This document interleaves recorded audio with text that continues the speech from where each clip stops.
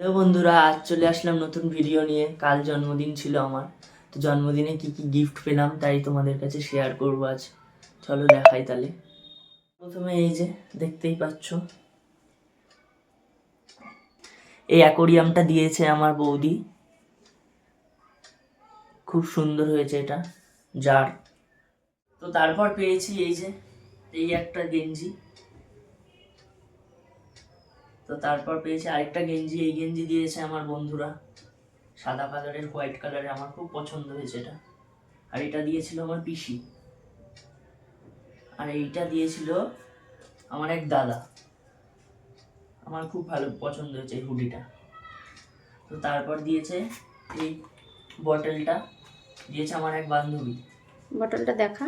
বটলটা দেখো তোমরা, বটলটাও খুব সুন্দর। এই যে তারপর দিয়েছে হচ্ছে গিয়ে এই ব্যাগটা, স্কুল ব্যাগ।